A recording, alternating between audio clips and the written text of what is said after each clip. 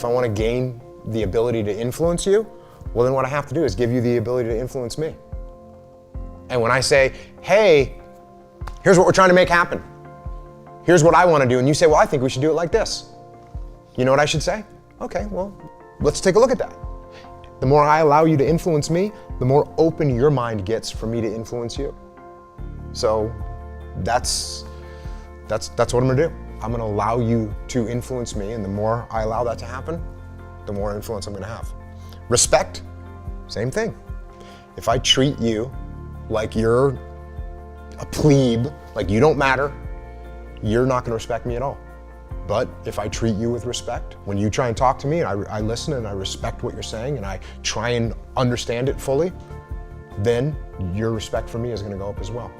So when you wanna earn respect, give respect. When you wanna earn influence, give influence. When you wanna earn trust, give trust. All those three are related.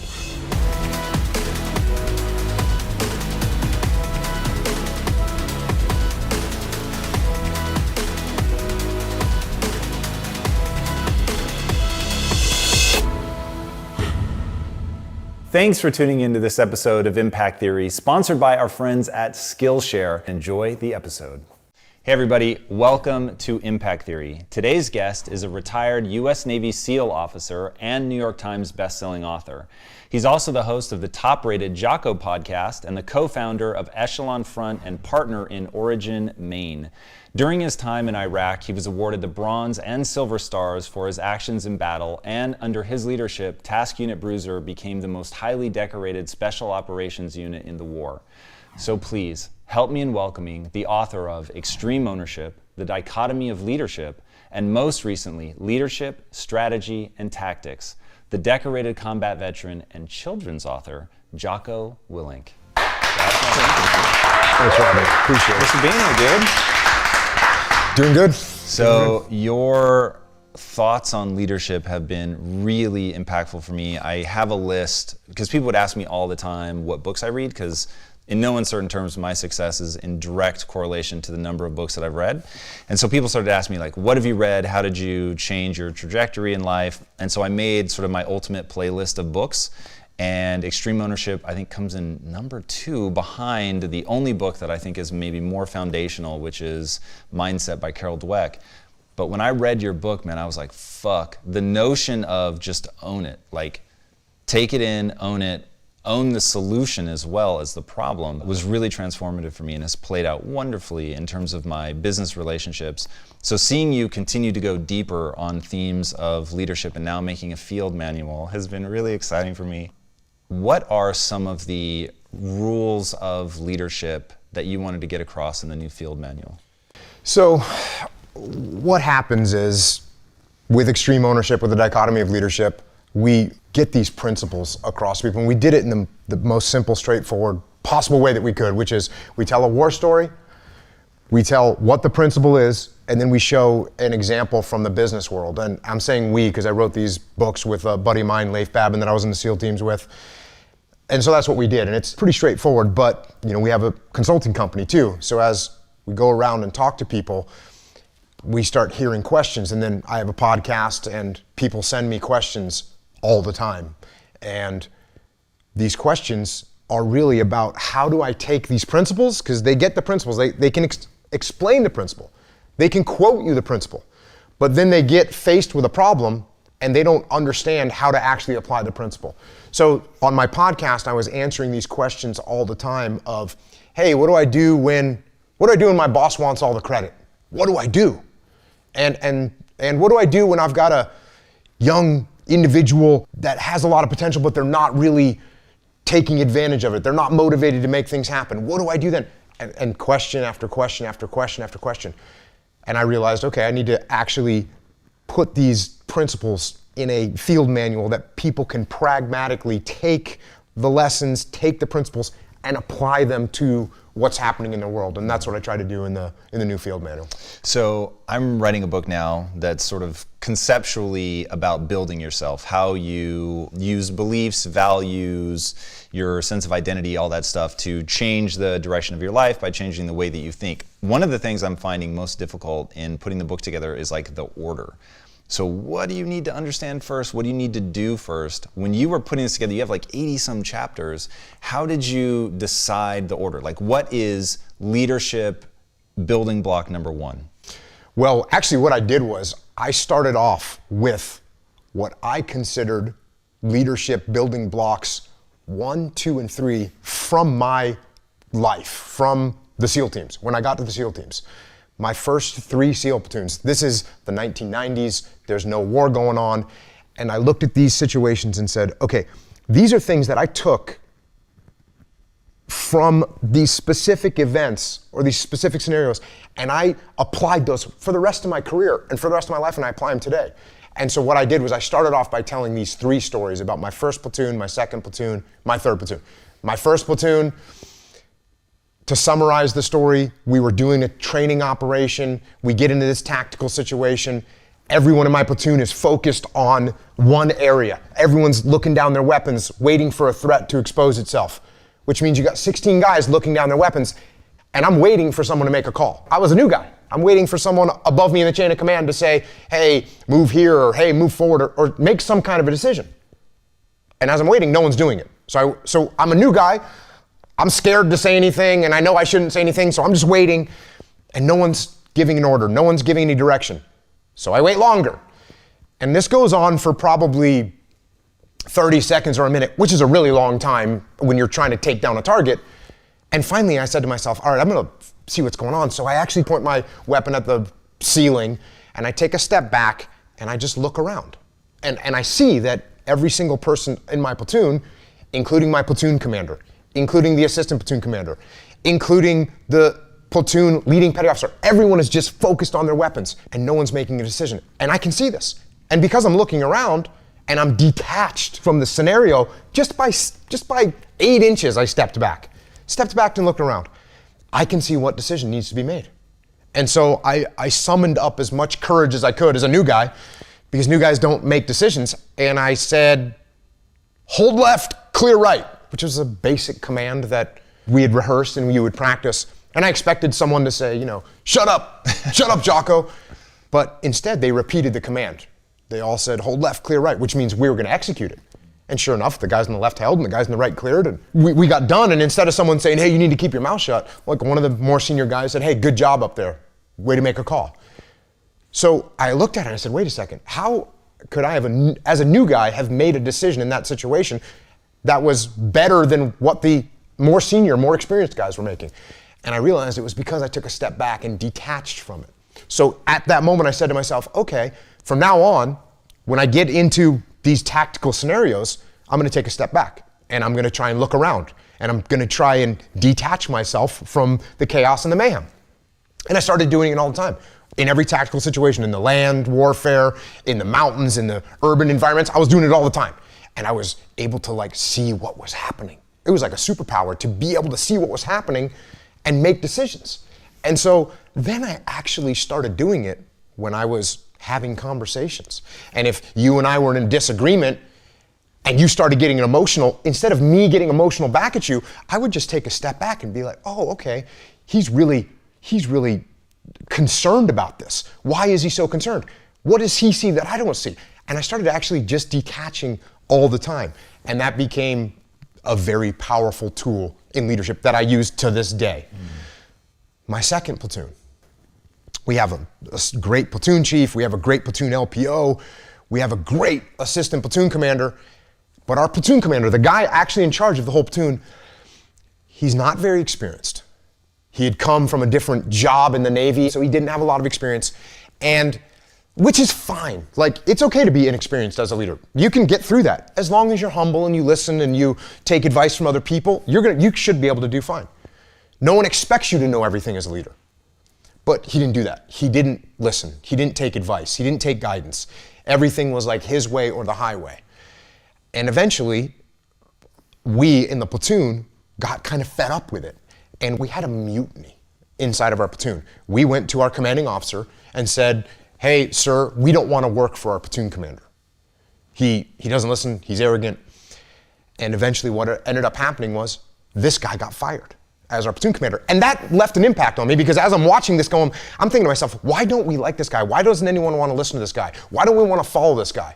And the reason, because he was arrogant and he didn't listen and he didn't give us any ownership of everything. Everything was about him. And that would have made an impression on me. That would have left a mark. But the mark got left even more clearly because when that guy got fired, the guy that came in and took over for him was like, I hate to use the word legendary, but he was a pretty legendary SEAL, had a ton of experience. He'd come up through the ranks and he had been stationed at every different kind of SEAL team. And he took over as our platoon commander. And I kind of thought to myself, well, he's going to take over because we're a bunch of mutineers and they need to put someone really strong that's going to like whip us back into shape. So I was anticipating that we were going to have this super hardcore guy.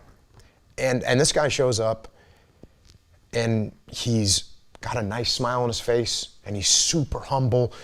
And I remember one of the first things he said to us was like, I look forward to working with you guys.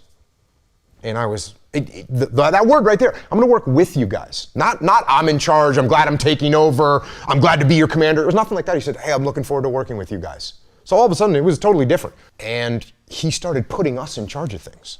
Instead of him coming up with a plan, he would say, hey, you guys come up with a plan and let me know how you wanna do it. And all of a sudden we had all this ownership and that made me reflect on the way the first guy had acted compared to the way this guy had acted. And I realized how important it was to be a humble leader and to listen to other people and to give ownership to other people. So that was the second platoon. And then in the third platoon, the story that I tell is it was a good solid platoon and we had a good platoon commander and we were out in the desert doing some training and some targets popped up. It's just fake, it's not war. But we start engaging the targets like we're supposed to and everyone gets in the prone position and is returning fire. And I did what I had been doing this whole time, which was detach. I kind of took a step back, shot a couple rounds, then kind of pulled back and looked to see what was going on. And I saw the call that needed to be made. And I gave the platoon commander a couple seconds to make a call, and he didn't make it. So, I made the call, peel left. And everyone said, okay, peel left. And we peeled left, and we left the scenario, and we got our distance, and then we stopped the training exercise, and we did a little debrief. And during the debrief, the platoon commander, he said to me, well, why did you make that call? And I said, well, I could see what we needed to do, and you hadn't made a call, so I made the call. And he goes, well, I actually didn't want to peel left. I wanted to assault the target. And right there in that split second, I kind of thought to myself, well, like part of my ego flared up and I was kind of thinking I could have said something along the lines of, well, you need to make a call faster. If you're not going to step up and lead, then I'm going to do it. Like I could have said that. But I realized at that moment in time, wait a second, I didn't need to make a call. The problem could have developed more. But for some reason, I thought that I needed to be the guy. And I said, no, you know what? You don't need to be the guy. Your leader, you need to support your leader. And it's not about you.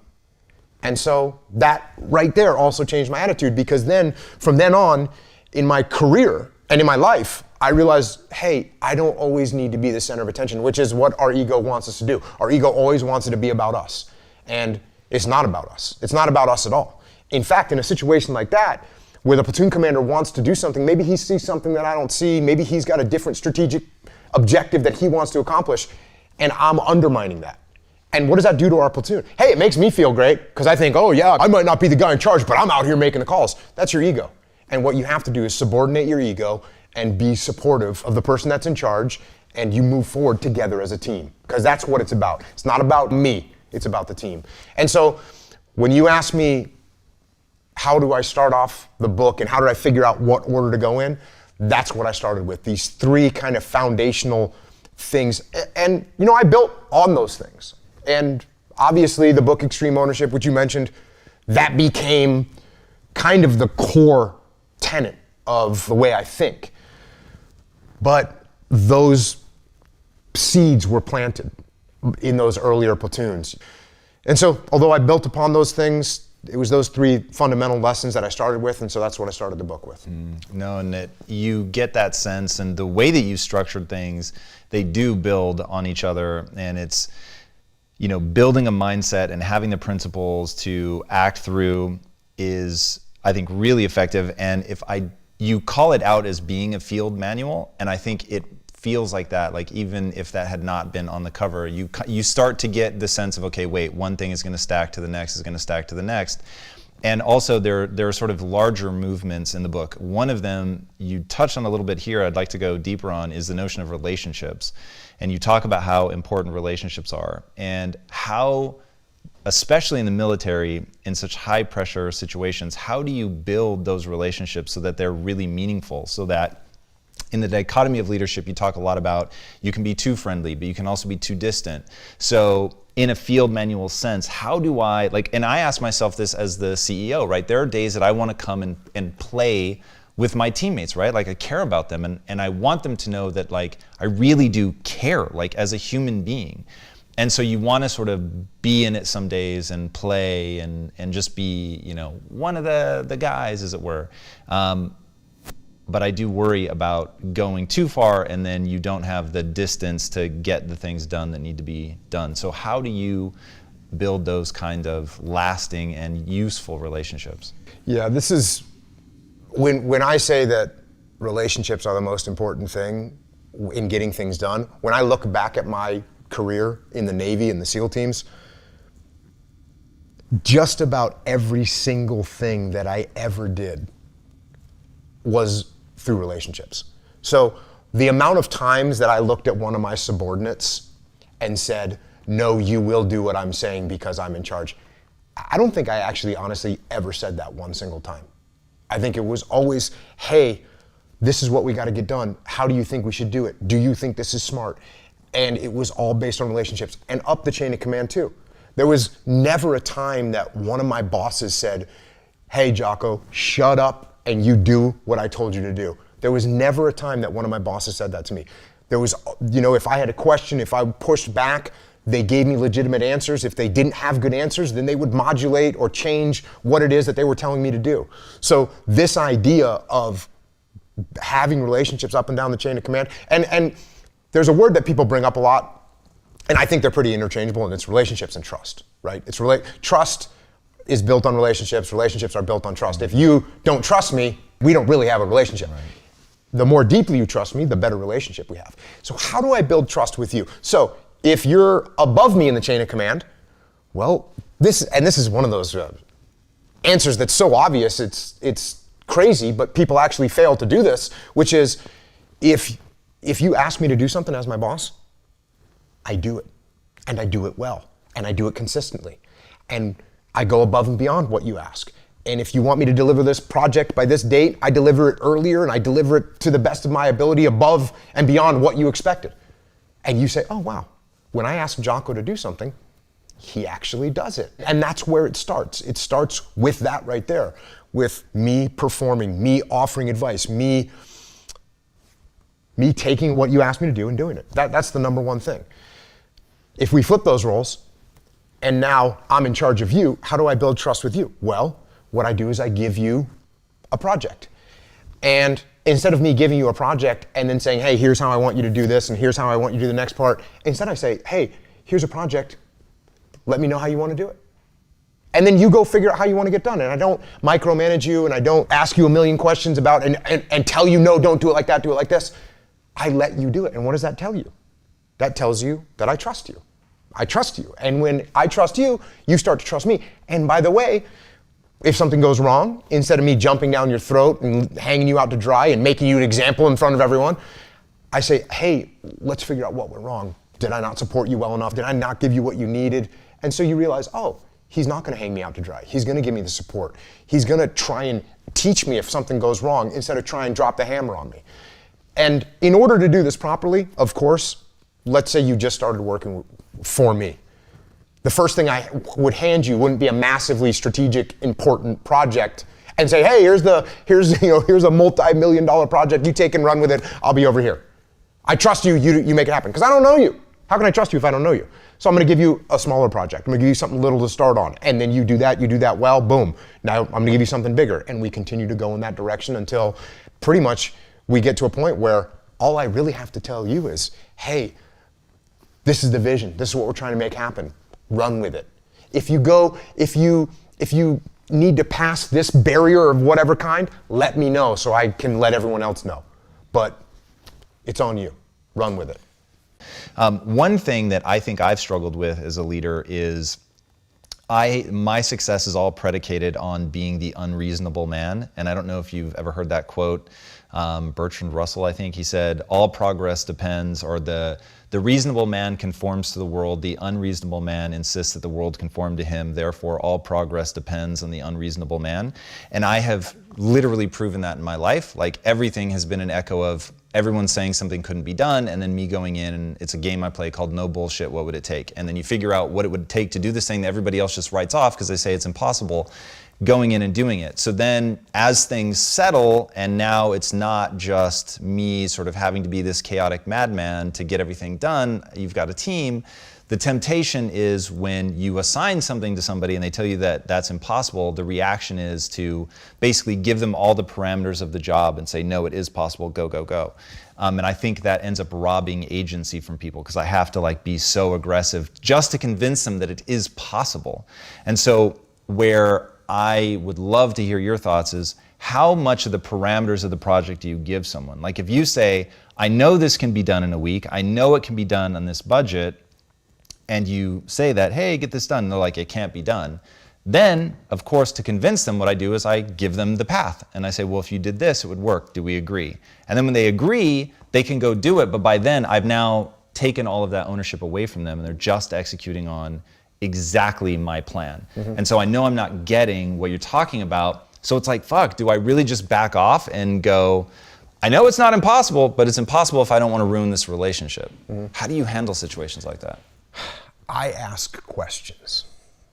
Now, when I ask questions, this is a tool, but it's also legitimate questions. So when I say, hey, Tom, here's the project I want you to get done. Can you take a look at it and tell me how you want to get it done? And you come back to me, 3 days later, and you say, hey, boss, I was looking at this thing and it's just not possible. And I don't say, well, actually it is possible, so I've already thought it through. Here's how you need to do it. Instead I go, well, what do you think our real challenges are? And then you say, well, we can't get the supplies in time. And then you say, well, and also we don't have enough manning. And I say, okay, well, what's taking the supplies so long to get here? And you say, well, they're coming across the country on a truck. And so it's going to take, a week and a half for them to get here. And we don't have enough people because it's going to take 190 man hours in this amount of time. And I only have 3 guys. So it's impossible. And I go, is there any other way to ship stuff across the country? And you say, well, I mean, I guess we could fly, but it's going to be more expensive. Oh, okay. Well, how much more expensive? You see what I'm saying? Right. And so eventually, you're going to come to the solution. You're going to come to the solution. And I'm going to be happy that you come to the solution. Or there's a chance that you actually say, hey, Jocko, it's not possible, and here's why. And you tell me something that I didn't foresee, because I'm at a higher level, I'm elevated, I'm overseeing 14 different projects. You just got one. When you dig in and you pull the thread, you realize it can't be done. I go, oh, okay. Well, I that makes sense. Okay. Yeah, I love that. And you have 2 elements that I'll say maybe are a dichotomy, but I'll be interested to hear what you think, which is you always soft shoe it a little bit to talk about it is kind of manipulation, and then truth. And you have chapters on both in the book. Where do you come down on how just sort of transparent you are versus knowing I have an outcome that I need to get to, I'm realistic about human psychology, if I just come in and fucking give you the answer, it doesn't work, you feel robbed of your agency and your ownership, and so I have to get you there slowly, but I'm also trying not to make it obvious that I'm leading you there. I'm legitimately asking these questions. I'm not doing this, okay, well, we're gonna get you there, and that's what's gonna happen, I already know the outcome. No, I think I know the outcome, but I'm not sure of it. You know how many times I'm sure of what the outcome's gonna be? Not very often. So the truth is I'm being totally transparent. I'm asking legitimate questions. I think I know the answers. I think they're gonna lead to the right place. And so it's okay to let that run its course. Now you talked about manipulation. Manipulation obviously has a bad connotation. Leadership has a good connotation. What's the difference between the two? Because guess what? If I'm manipulating you, I'm trying to get you to do something. If I'm leading you, I'm trying to get you to do something. And many of the tools are very similar. So what's the difference between me leading you and me manipulating you? It's very easy for me to answer that question. If I'm manipulating you, I'm trying to get you to do something that's going to benefit me. If I'm leading, I'm trying to get you to do something that's going to benefit you, it's going to benefit the team, and it's going to benefit the mission. So for me, those are too easy. Those are too easy. It's real obvious. And by the way, if I'm a manipulator, I can get away with that for a little while, but eventually you're going to look at me for what I am. You're going to see that the maneuvers I'm making, the tools I'm using, I'm utilizing those tools for my own benefit. And as soon as you see that, you won't fully support me. You won't. The same goes for when I'm trying to make you do something good for yourself and for the team. You're going to see that too. And you're going to say, he actually cares about me. That's what he's doing this for. And when you know I care about you, you'll do anything for me. I mean, that's what it boils down to. If my team, and I mentioned that in the book, it's like, oh, I want to give you hard criticism. How do I give you hard criticism? The first thing I have to do is make sure that you understand I care about you, which is not easy to do, and it's not always obvious. But if you know that more than anything else, what I want is for you to be successful, when I say, hey Tom, I'm looking at the outcome of the last project, and you were like 3 weeks past the time, I think there's some things that we could do to kind of make you a little bit more efficient in leading these things. If you know that my number one thing is that I care about you, you're gonna be all ears.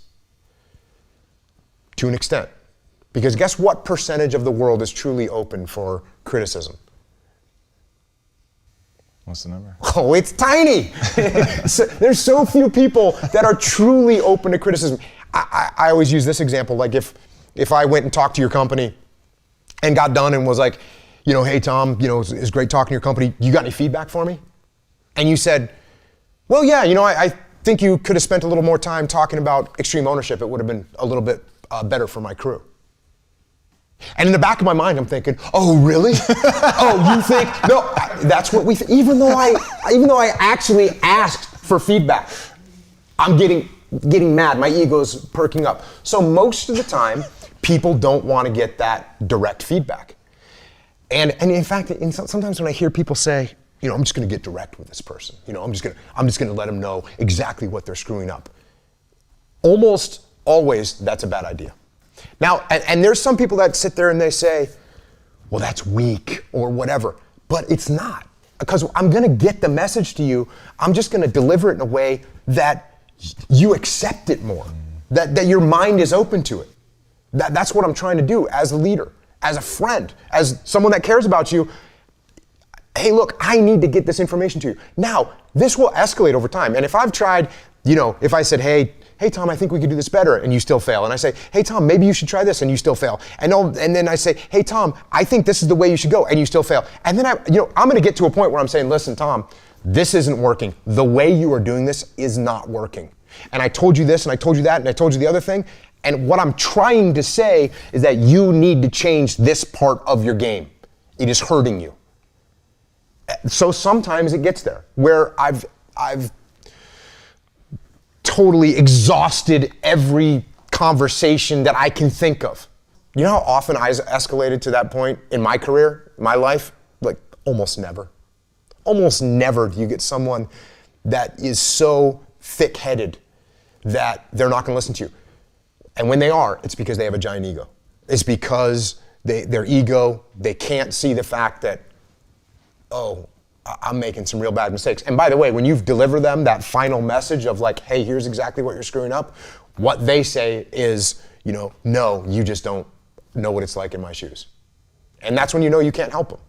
What is it, you've said that your entire podcast is about human nature. Why is that so important to spend that kind of time on? What is it you see that you want to communicate? Well, if you want to be a good leader, you have to understand human nature. And the places where human nature reveals itself most clearly are times of extreme sorrow, pain, suffering, and inhumanity. So if you want to see what happens to human beings, how they behave, see what they do in a concentration camp. If you want to understand humans better, understand what they do in the genocide in Rwanda, when 800,000 people were killed in 100 days, mostly with machetes. There's something going on there that we need to understand. If you want to understand leadership, you want to understand human nature, you need to look at the My Lai massacre, which happened in Vietnam, which was perpetrated by American soldiers, normal American soldiers. Normal American soldiers, you see the typical war movie, they got the typical Americans, they got the kid from the city, they got the kid from the country, they got the jock, they got the rock, that's what this was. That's what that company of soldiers was. And they went in there and committed heinous atrocities. And if we don't recognize what causes that, where that comes from, and that it's actually possible, then it's bound to happen again. You've talked on your podcast very eloquently about emotional control. You've talked sort of fun and tongue-in-cheek about stuffing your emotions down.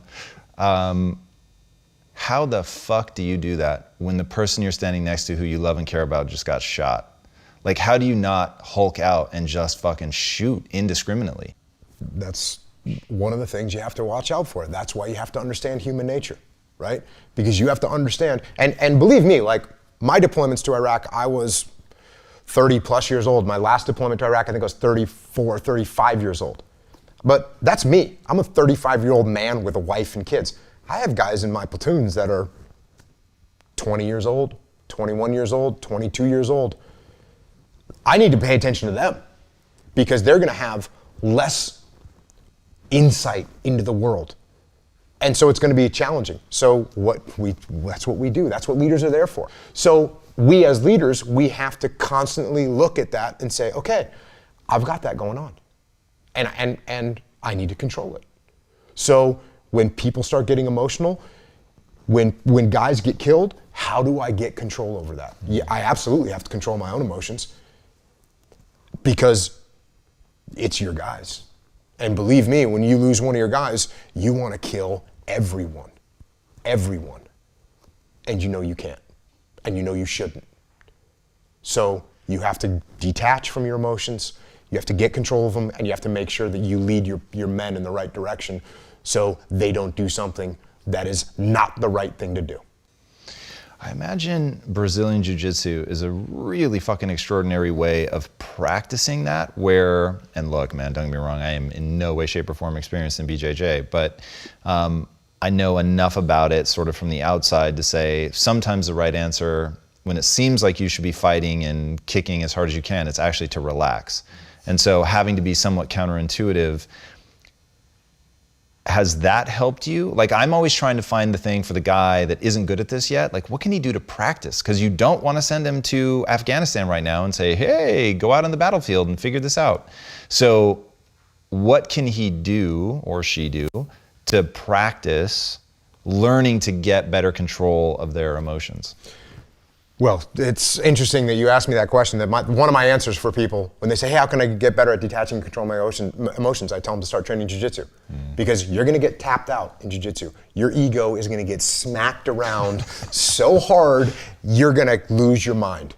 And the madder you get, the more aggressive you are, the more you're gonna get beat down, and the worse it's gonna be. So you have to learn to control your emotions, no doubt about it. And then what you have to do is you have to start practicing it all the time. You have to start paying attention to the red flags that go up when I start raising my voice at you. I go, oh, that's your emotion, get mad. And for me, like the minute I feel some sort of anger, some sort of jealousy, some sort of frustration, most of the time I go, oh, you're getting mad, that's your ego. You're getting emotional about this. Take a step back and listen to what the other person is saying.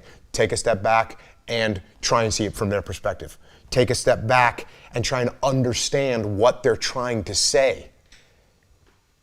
Because sometimes, if you're not a very articulate person, you're just making me mad.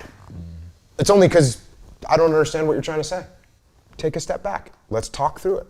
So pay attention to, You know, I always talk about when you're sending an email to someone and you're typing like this, don't send that email. That's not a good email to send. That's an emotional email. Wait, write it out, fine, and then save it and read it later, and you'll realize, oh yeah, I was really mad about something, or I was really frustrated. So how do you do it? You practice it. You pay attention to your emotions and you get control over them. Have kids. If you have kids, you'll have to learn to get control of your emotions. How do you gain influence and respect? Like, what's that process? Very similar to when we talked about trust and building trust and giving trust. If I want to gain the ability to influence you, well, then what I have to do is give you the ability to influence me. And when I say, hey, here's what we're trying to make happen. Here's what I want to do. And you say, well, I think we should do it like this. You know what I should say? Okay, well, let's take a look at that. The more I allow you to influence me, the more open your mind gets for me to influence you. So that's what I'm gonna do. I'm gonna allow you to influence me, and the more I allow that to happen, the more influence I'm gonna have. Respect, same thing. If I treat you like you're a plebe, like you don't matter, you're not gonna respect me at all. But if I treat you with respect, and respect you, when you try and talk to me, I listen and I respect what you're saying and I try and understand it fully, then your respect for me is gonna go up as well. So when you wanna earn respect, give respect. When you wanna earn influence, give influence. When you wanna earn trust, give trust. All those three are related. No, that makes a lot of sense. And speaking of making sense, your children's books are rad. Rad. And this is one of those things where, for better or worse, the lesson I had to learn was to toughen up. So by nature, I am conciliatory, I am fearful, and that was not getting me anywhere in life. And so I had to find the gym. I had to put myself in situations where I was forced to stand my ground against people that were very intimidating. And it was like coming up in business for me was literally it was a brutal environment, and it was perfect. It was exactly what I needed. And like that's becoming, I don't know, passé for people, and it seems sort of Middle Ages now to have to sort of scrap and fight your way up. But there is something in that process of getting tougher that gives you your own agency. Like I feel like I control my own life now in a way that I did not before I learned how to, and look, when I say learned how to fight, I'm talking intellectually, but having to stand up for myself, having to always be in deeply uncomfortable positions, and then also physically getting tougher through just adding strength to my body. What made you want to write children's books, and what are some of the core principles you hope kids take away from that? Well, I decided to write kids' books because I have 4 kids. And if you go out into the market these days and look for a book for kids that actually espouses the values that will make them lead a good life, there aren't very many. So instead of complaining about it, I said, okay, well, I'll write some books. And the first book that I wrote was The Way of the Warrior Kid, which is about a little kid who can't do any pull-ups, so he gets made fun of, doesn't know his times tables, so he gets made fun of, doesn't know how to swim, so he gets made fun of and gets picked on by the school bully. So his life is miserable. Last day of school, kind of everything comes to a head. He's crying behind the library. On his way home, he remembers that his Uncle Jake is coming to stay with him for the summer. His Uncle Jake was in the SEAL teams. So his Uncle Jake is actually staying in his bedroom with him. So Uncle Jake shows up and says, hey, what do you want to do tomorrow? You don't have to go to school. You want to go for a swim? You want to go play basketball? What do you want to do? And the young kid named Mark says, well, I don't know how to swim, and I'm not good at sports, and I can't do anything, and I'm getting picked on, and he breaks down. And his Uncle Jake says, well, okay, let's look at these problems. All these different problems that you have, we can solve these problems. But you have to be committed. You have to be willing to put in the work. And so over the course of the summer, he teaches him how to study, teaches him to eat right, teaches him how to work out, teaches him how to swim, and teaches him jujitsu so he knows how to fight. And it's transformational for the kid. He ends up writing his own Warrior Kid code about being a warrior. And that's what the story is. I was telling you earlier, I get little handwritten notes from kids all over the world that say, you know, "Dear Mr. Jocko," or "Dear Uncle Jake, I'm 6 years old. I just did my first pull-up and I know my times table's up to 5. Thank you, Melvin." And those are the most rewarding things that I get, are those things. But there was a really interesting, I got a letter, and I know you get all kinds of stuff from people that say, "Hey, thank you for doing this, thank you for showing me the path," whatever. And I get a lot of those, and I never read them on my podcast. I always read them, but I never read them. But I got one, this letter from this guy, and it was a great letter. And he says, you know, "I'm 37 years old. I was out of shape. I was overweight. I was eating horribly. I wasn't advancing in my job. Wasn't happy. Wasn't getting along with my wife." And he goes, "Then I read your book." He goes, "And I started waking up a little bit early. I started just doing a little bit of workout. I stopped drinking beer on the road. I did this. I did that." And he said, "You know, it's been whatever it was. It's been 8 months. I've lost 22 pounds. I got a promotion. My wife and I are happy. And I just wanted to say thank you for writing that book." And by the way, the book was Way of the Warrior Kid. And so that's the one, it took me by surprise. You know, because I've written the Discipline Equals Freedom Field Manual, which is really focused on this kind of stuff for adults. And he read that kid's book, and it had a big impact. So, and people say all the time, "Hey, you flanked us because you wrote this book, you said it's for kids," but every one of those moms and dads that reads those books go, "Oh, this is what it is." So that's how I ended up writing all these kids' books, just seeing the struggles that my kids went through growing up. And this is the other thing that made me do it was, when you're an adult, right, and your kid has some problem, you're kind of like, whatever. You know, it's, you know, you're running a business, or like I was in the military, and, you know, my problems are these big, giant problems of we're at war with other countries, right? There's guys being killed. That's a problem. And, you know, I look at my daughter and say, you know, "Oh, she doesn't know her times tables." Who cares, right?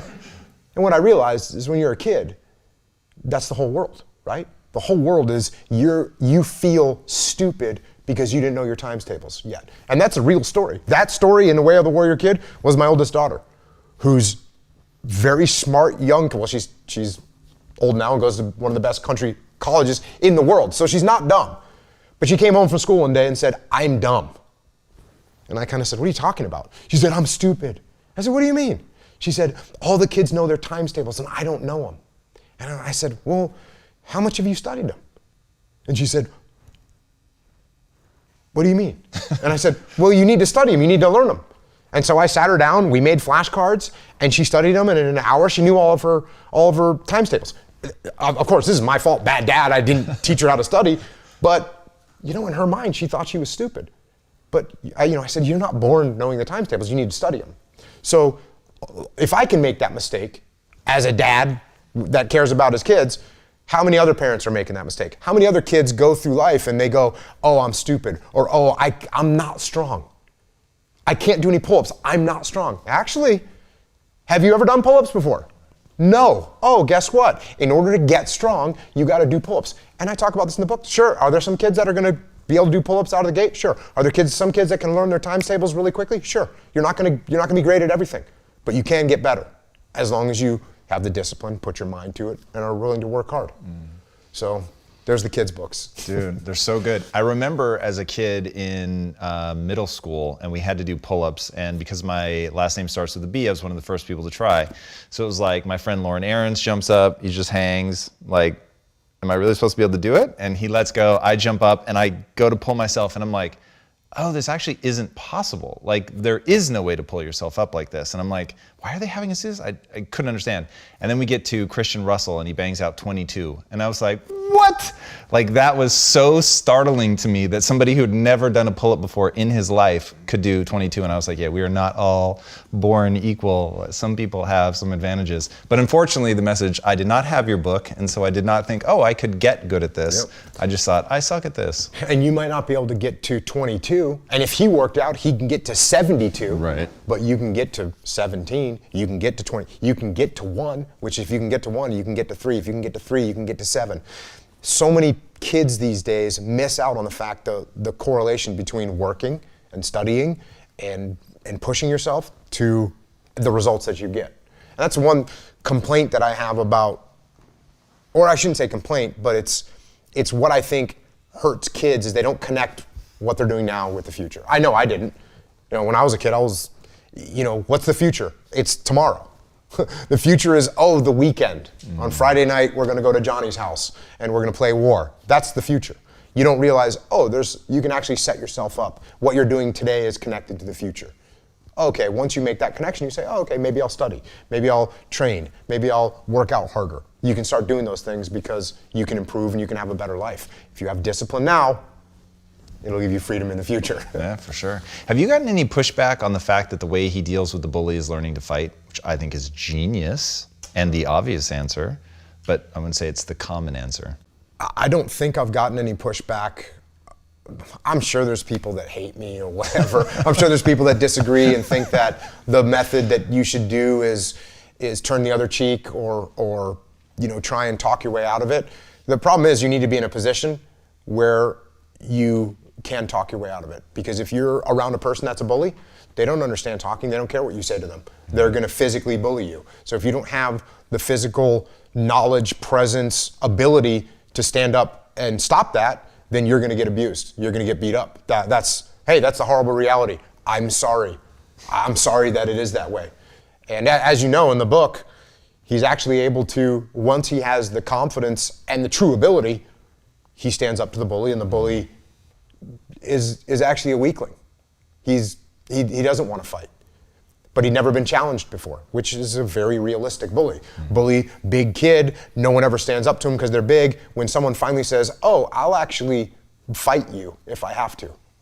And the bully says, you've never been in a fight before. Never had anyone stand up to him, and that makes him get humbled really quickly. So, and that is what happens. When someone knows how to fight, you don't have to fight. And that's, that sounds like one of those whatever spiritual things about, hey, the warrior that knows how to fight does not have to fight. It's like, I'm not saying like that. I'm telling you right now, if you know how to fight, you have a much rarer chance of getting into a fight. When you're, when I was a kid, a younger kid, a teenager, I got in a lot of fights. And you could recognize when someone knew how to fight. You could look at them. And now that I've been training jiu-jitsu and fought a ton, when I look at someone, you can see this person knows how to fight. When someone looks at me, they're not thinking, hey, I'm gonna take advantage of this thing right here. It's not even just like, hey, this guy's big, but they can tell, hey, I'll fight. I don't really want to because I'm busy, but if you want to push me, we're gonna have a problem and it's gonna get solved my way. So having that is important. And I can tell you right now, the amount of fights I've got in since before I knew jiu-jitsu, since after, is it's directly correlated to the more you know, the less you fight. That is a spectacular place to wrap this particular edition up, man. Where can people find out more about you? I guess I'm on the typical social media platforms: Instagram, Facebook, Twitter. I'm at Jocko Willink, at Jocko Willink. I have a podcast called Jocko Podcast that we talked about. It's available wherever you listen to podcasts. I have my company Echelon Front, which is echelonfront.com, and I have my company Origin Maine, which is originmaine.com, where we sell stuff for jiu-jitsu and stuff for life, like these jeans. And then jockopodcast.com is the podcast website. So, yeah. Normally I have a pretty good guess how my guest will answer the last question. With you, your life is so varied, I'm actually not sure. What's the impact that you want to have on the world? Just help people learn the lessons that I've learned so they don't have to learn them for themselves. There's a lot of mistakes that I've made. I've been blessed and lucky, and I explain this in Leadership Strategy and Tactics, that I've been very lucky to have been through what I've been through, to been around the people that I've been around, to learn the things that I've been blessed and lucky enough to be able to learn, and I don't want to hoard them. I want to give them away. So that's why I'm doing what I'm doing and trying to help people as much as I can. It's amazing. Guys, you will not be sorry if you dive in and read everything this man has ever written. Even for the adults, I'm going to tell you, checking out his kids' book is equally powerful. He has several. A coloring book, by the way, is out now, I think, or coming very soon. The podcast is surreal. You owe yourself listening to the podcast and hearing such a fascinating glimpse into the human condition. It is really incredible. Somebody who can go from the beauty of life so quickly to the horror side of life, and yet wrap it up and make it all make sense is really extraordinary. If you haven't already, be sure to subscribe. And until next time, my friends, be legendary. Take care. Jocko, fucking hell. Thanks, That was amazing, man. Appreciate it. Hey everybody, I am incredibly excited to tell you about our sponsor Skillshare, because as you guys know, I am all about constant self-improvement, a growth mindset, and relentless focus on progress and skill acquisition. And no matter what I accomplish, I always know that my future must be bigger than my past. And the way that I guarantee that that will always be true is by constantly acquiring new skills. I always tell people, however far you've gotten, that's tapped out your skill set. And if you want to go farther, you're going to have to develop new skills. So let's make your 2020 a year where you are going to explore new skills, deepen your existing passions, and get absolutely lost in creativity with Skillshare. Skillshare is an online learning community that offers membership with meaning. With so much to explore, real projects to create, and the support of fellow creatives, Skillshare empowers you to accomplish real growth with thousands of classes covering dozens of creative and entrepreneurial skills. Skillshare offers classes designed for real life, so you can move your creative journey forward without having to put your life on hold. You can learn and grow with short classes that fit your busy routine. For instance, they have an amazing class by Simon Sinek called Presentation Essentials: How to Share Ideas That Inspire Action. If there's anyone that should be teaching that class, it is Simon Sinek. This is the sort of unique class that you're going to find on Skillshare. You can also find classes on illustration, design, photography, video, freelancing, entrepreneurship, and so much more. Skillshare is also incredibly affordable, especially when compared to pricey in-person classes and workshops. Take care, my friends, enjoy this one, and be legendary. There's a lot of people in mediocrity who have a nice resume, but they're one-timers, man. They hit a one-time deal, they busted it open, got a lot of money, but they're good. You're mediocre now, man. What are you fucking doing today, tomorrow, the next fucking day?